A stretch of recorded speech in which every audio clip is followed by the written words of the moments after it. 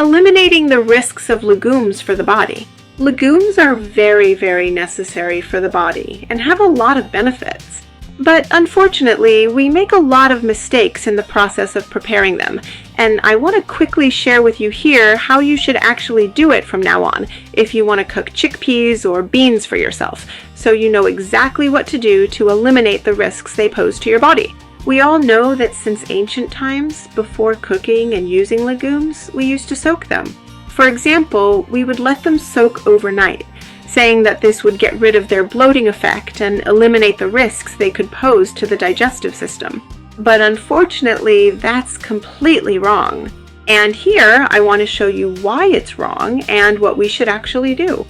There is a toxin in legumes called lectin, which is very dangerous for the body and doesn't go away just by simply soaking the legumes. When this toxin isn't eliminated, it significantly reduces all the benefits that beans and lentils could have for us. For example, we feel good thinking we're eating legumes and that they're healthy, but we don't realize that because the toxin in the legumes hasn't been removed, our bodies can't absorb the iron, calcium, potassium, and many other good things that legumes can offer.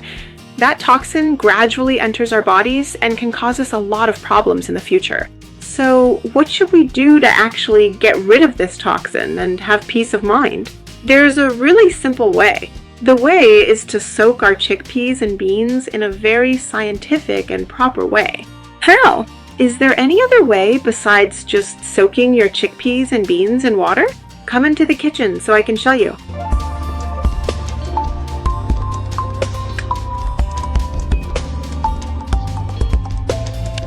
To soak chickpeas, all you need to do is add boiling water and turmeric to the chickpeas. Use 1 teaspoon of turmeric for every cup of chickpeas, and let them soak overnight. To properly soak lentils, just add regular water and baking powder to the lentils. Use half a teaspoon of baking powder for every cup of lentils, and let them soak overnight.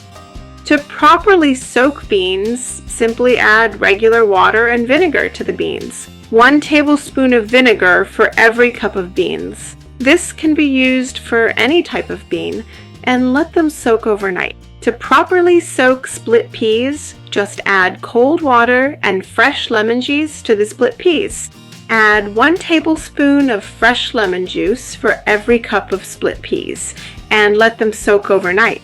For your ultimate convenience and ease of access, I have meticulously written down all of these precise measurements and exact amounts in the comprehensive video description below, so that you can readily have them available and easily at your fingertips whenever you might need them.